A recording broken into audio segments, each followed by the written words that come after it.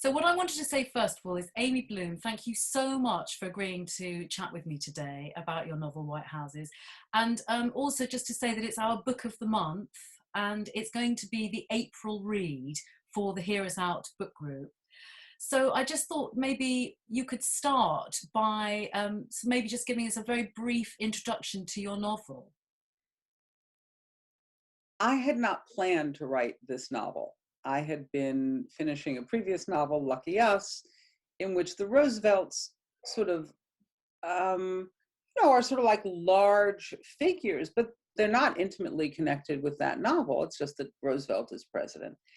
And I wanted to get a better sense of them because when I was a teenager, I was a terrible student and I didn't pay attention to my classes and I had no understanding of American history whatsoever. So I decided to read up on the Roosevelts. And there, in every book about the Roosevelts, the narrative is she was madly in love with him. He was the catch, he was the prince, she was the frog, and lucky her, he marries her, and then he has a torrid affair with a close friend of hers, who's also her secretary. She discovers the affair. It breaks her heart, and she turns to good deeds for the next 50 years. And I kept thinking, that's a lot of good deeds for a really long time. And then I read Blanche Weisencook's biography of Eleanor Roosevelt, in which she says, well, here's another way to look at it. In 1932, she meets a woman journalist named Lorena Hickok, who is a tough, straightforward, enormously successful journalist. She's the first woman to have a byline in the New York Times. And they meet when Franklin is running for president. And they fall in love. And they have a sizzling affair. And Eleanor is so mad for her, she moves her into the White House, into the bedroom next to hers, where she lives for 12 years. And when you read the other historians, who are in fact mostly male, but not entirely, it's basically like they were really good friends. And, it's possible that Lorena was a lesbian, which to me was hilarious. I mean, I think you would have to be dead not to recognize. I mean, I think that if you had grown up in a small village in the Yukon and had never met a lesbian, when you met Lorena, you'd be like, wow, so you're a dyke, right? He's like, how would you miss that? So that's possible, but it was of course not romantic and of course not sexual because Eleanor was a Victorian lady. And I was like, oh. And then I go to the Roosevelt Library in the archives, and there are 3,000 letters between them.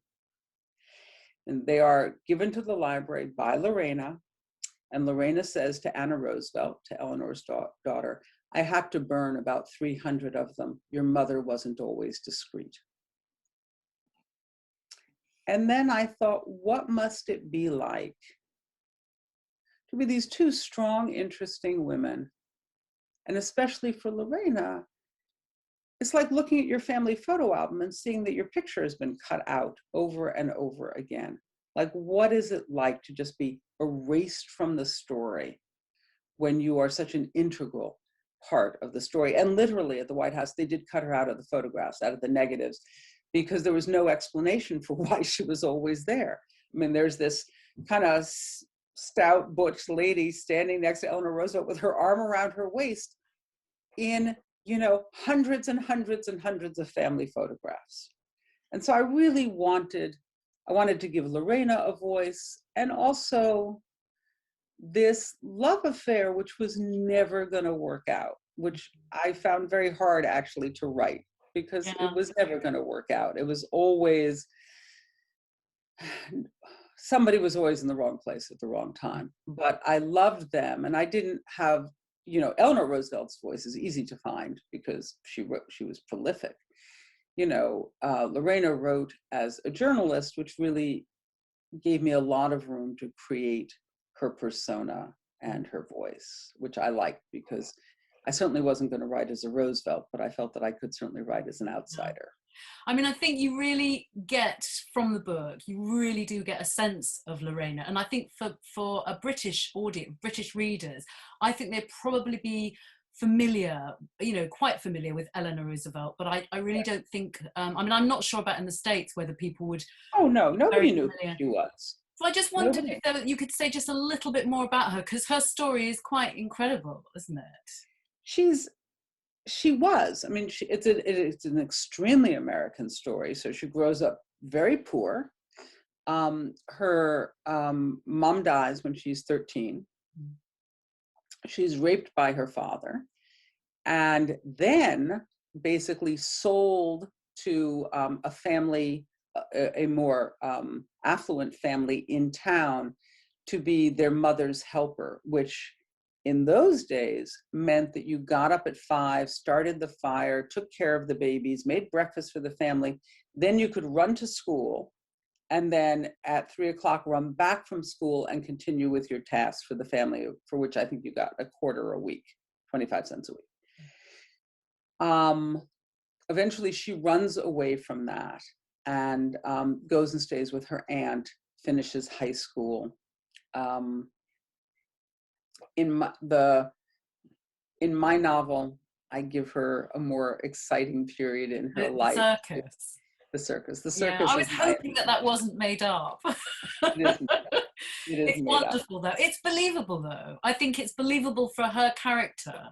So I think it's very well made up.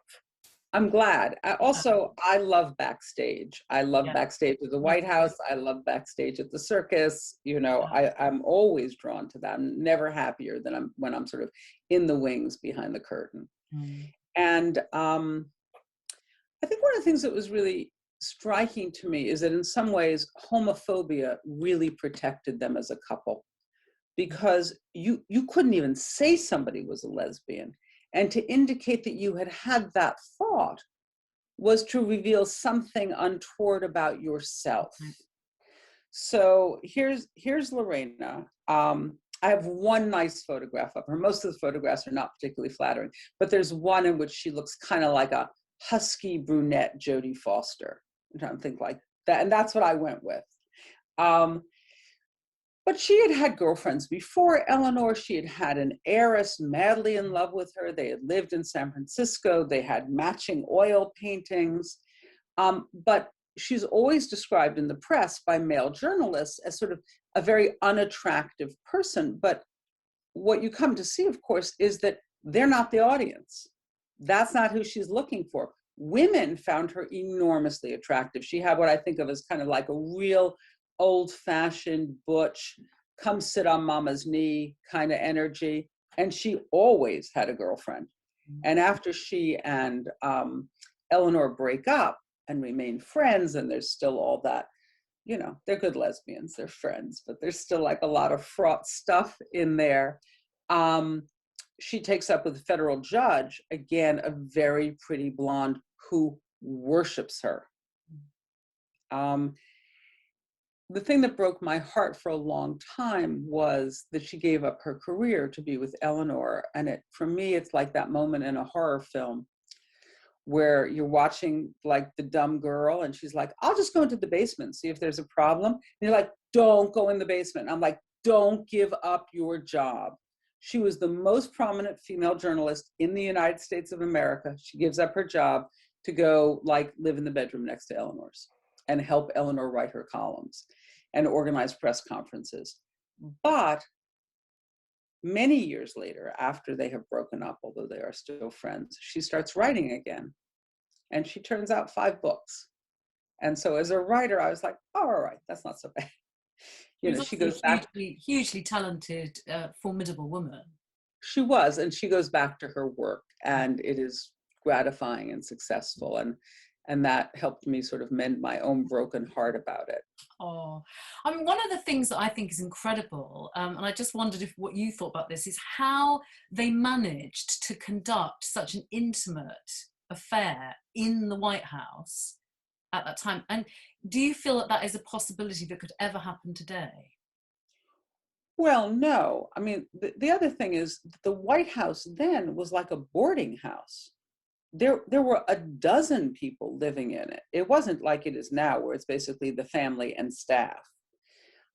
There was Louis Howe, who was Franklin's campaign manager for years and years and years. He spent the last 3 years of his life in an oxygen tent on the third floor of the White House, living there.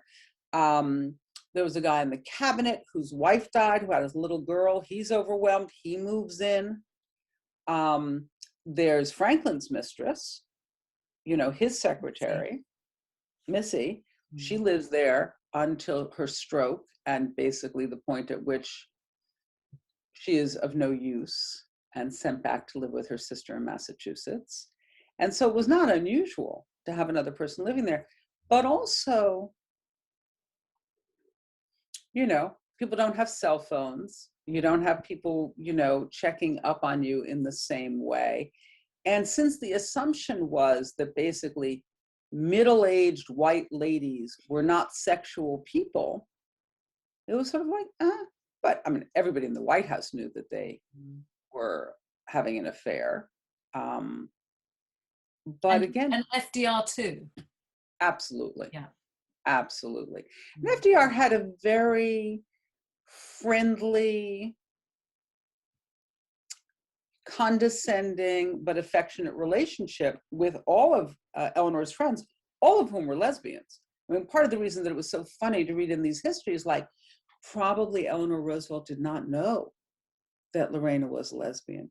You're like, really? Because she went to an English boarding school for girls, and the headmistress of that boarding school was such a famous, hot, formidable lesbian that, like, Natalie Barney wrote 2 books about her. I'm like, so really? No idea? I was like, I bet she had an idea. So, I mean, that's another thing I wanted to ask you is, why do you think historians, or some historians, are so quick to refute this relationship? What is it? Why is that, do you think? I think because most of them were in love with Franklin, and the Franklin Roosevelt narrative is what I described earlier, which is great man, sexy, incredible, compelling, leader of the free world. He breaks her heart. She goes on to do good deeds. The story, he breaks her heart.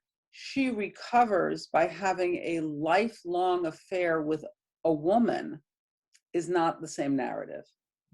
And it made people uncomfortable. Also, there is, especially in America, a real sort of cult of sainthood around Eleanor Roosevelt and her good deeds, of which there are many, but the idea that it would preclude, having a private life and canoodling in a fancy hotel in Montreal, I don't know why.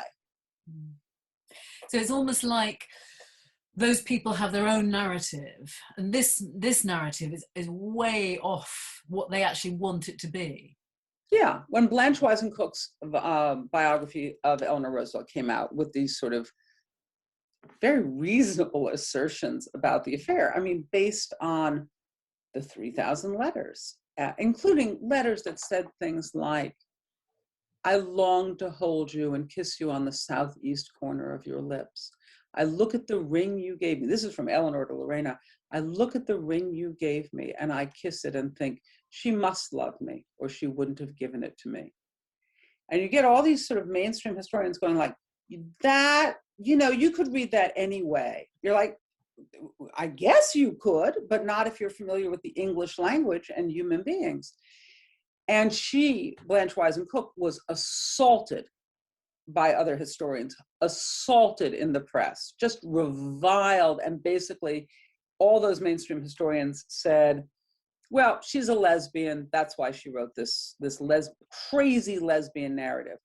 5 years later, all of those mainstream historians had actually gone and read the letters in the archives and quietly, but not publicly, sent Cook letters of apology that said, I see it. Yeah, quietly being the operative word. It's interesting when people do that and then they don't want to apologize. That's very common, isn't it? Yeah, In public life. Right, as if a private apology is the same thing as having Yeah. a 2,000-word essay in a major magazine Mm. about, Yeah. you know, what a crap historian you are. Yeah, exactly. I mean, I suppose the other thing I wanted to say really is why, I mean, I know, I sort of know the answer in a sense, but I just kind of think, why do you think it's important to tell stories of hidden love in like this particular kind of hidden love between women of a certain age who are Well, not conventionally beautiful? well, I'm a woman of a certain age, so probably Me that's too. one of the reasons. But I think also,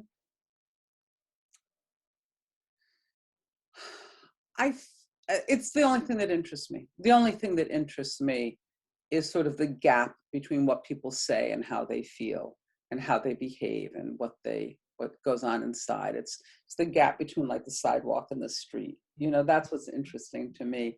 And I only have one subject, I think, you know, which is love.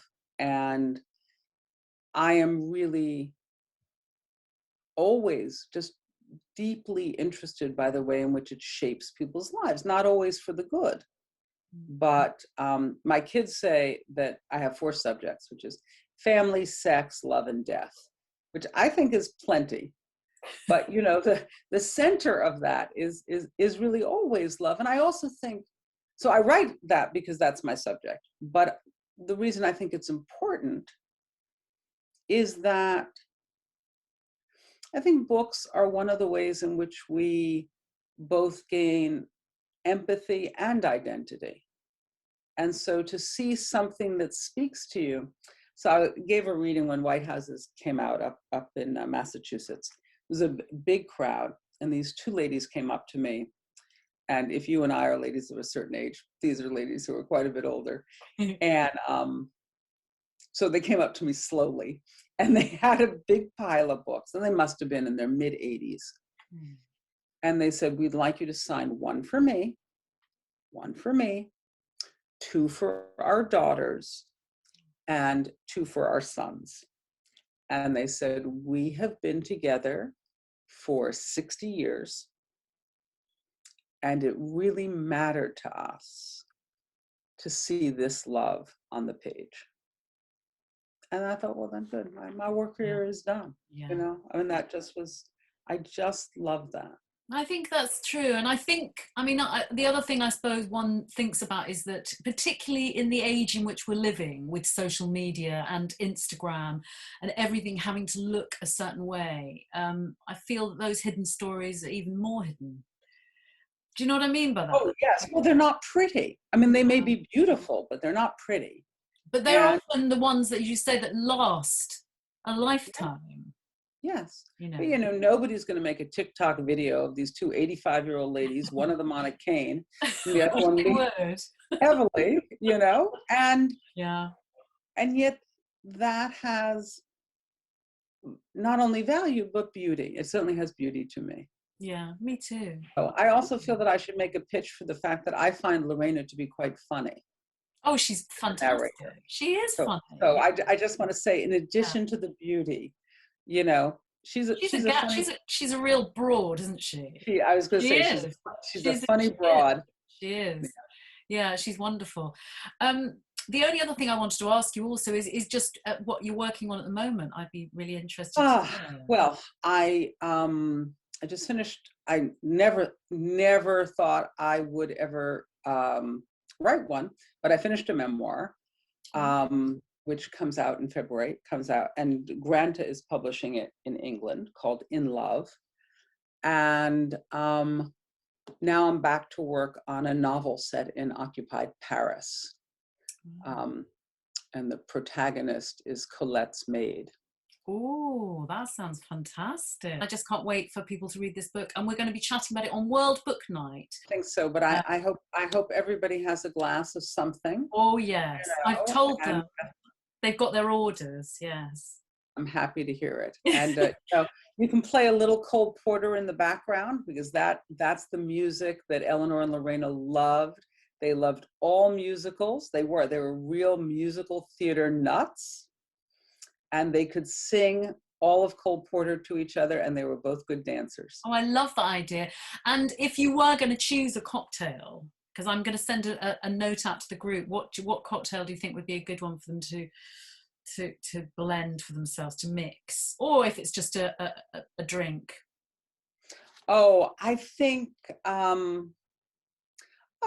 think any kind of champagne cocktail would have been very much in the spirit of the things, whether you want to throw in a little peach or a little raspberry, as you will, but a champagne cocktail is not a mistake. And then, You're the Top by Cole Yeah, Porter. I like the way you're thinking. That's Yeah, fantastic. yeah, yeah. I like a party. That's brilliant. Well, Amy Bloom, thank you so very much for talking to me. I'm so grateful that you take the time. And